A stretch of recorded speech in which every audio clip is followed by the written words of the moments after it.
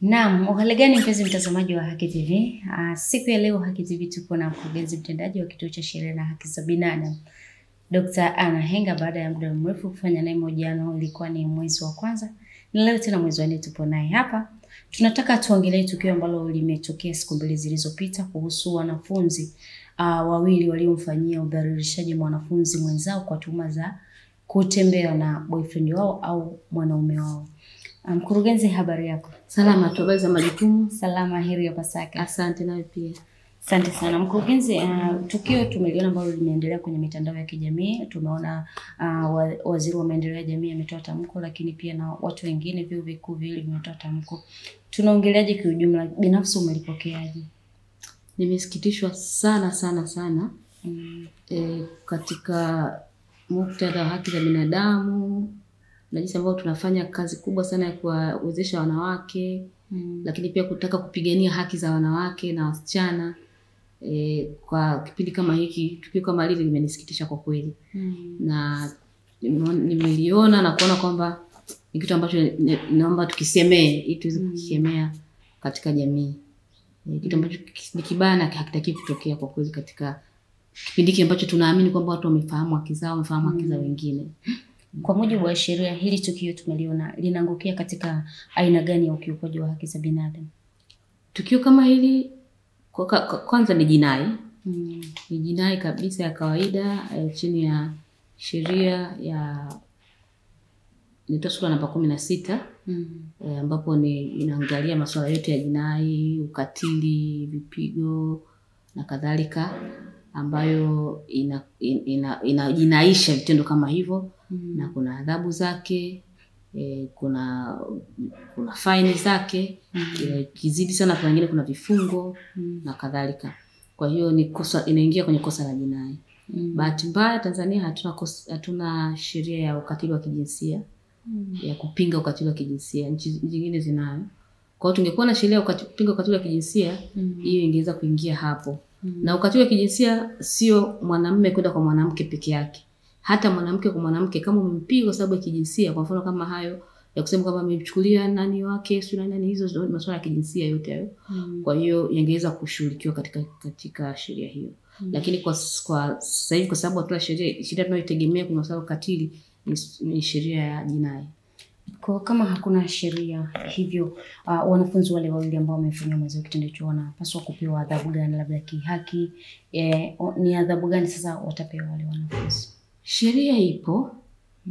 Sheria ipo ndio hiyo ya jinai, ambayo kwanza kabisa polisi wanakwenda polisi kwa sababu ni masuala ya kipolisi yanashughulikiwa. Baada watapelekwa mahakamani. Hatuhukumu sisi kwanza. Mahakama yenyewe itahukumu kwa sababu ni jinai.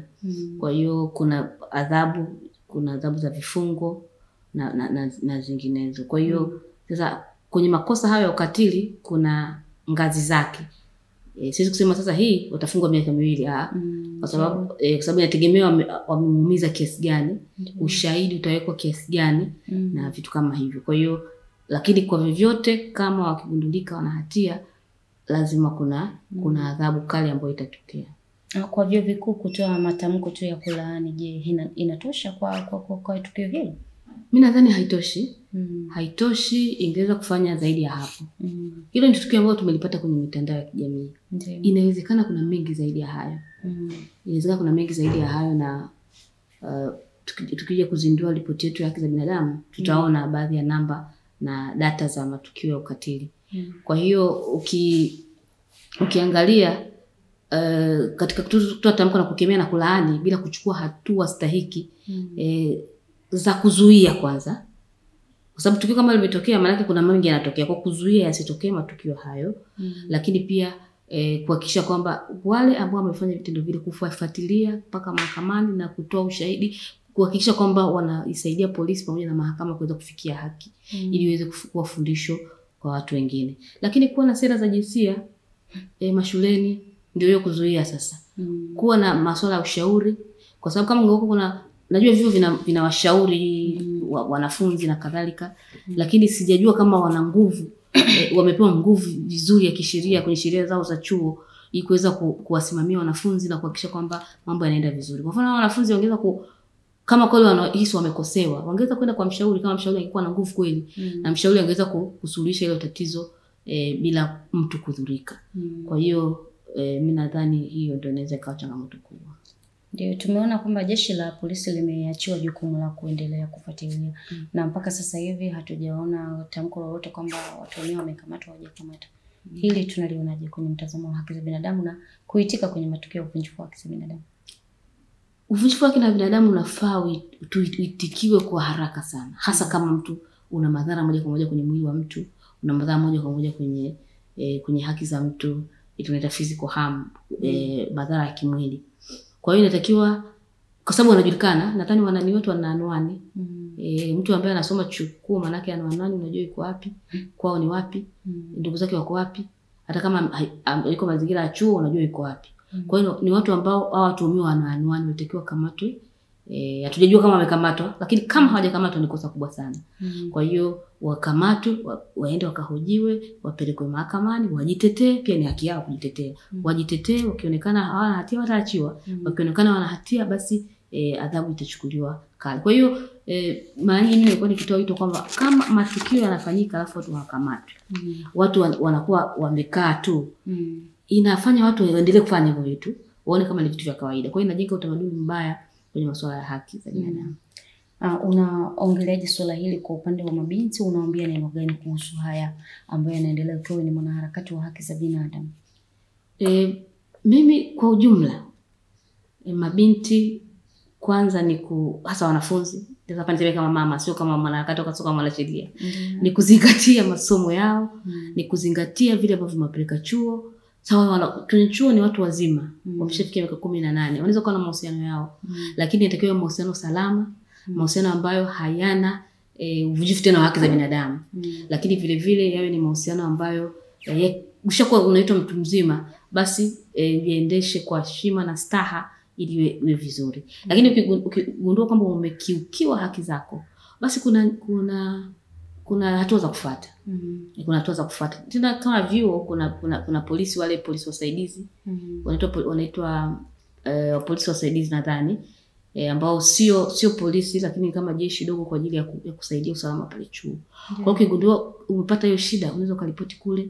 Ukiona kwamba unaweza kulipoti polisi kabisa, polisi yenyewe unaweza kulipoti. Lakini kama ni masuala ya kijamii, unaweza kwenda mahakamani.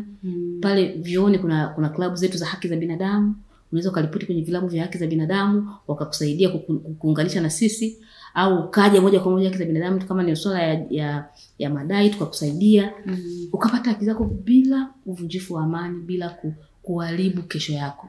Kwa sababu ukiwa unasoma pale bado unatengeneza kesho yako. Sasa ukianza tena mambo kufungwa, umeenda wapi, bado umeshaharibu kesho yako. Na kama ni wasichana, mimi naumia zaidi kwa sababu wasichana ni watu ambao tunataka wawe wengi kwenye jamii, wawe wengi kwenye ngazi za uongozi, wawe wengi kwenye biashara, wawe wengi kwenye, yani wasome na wafanikiwe.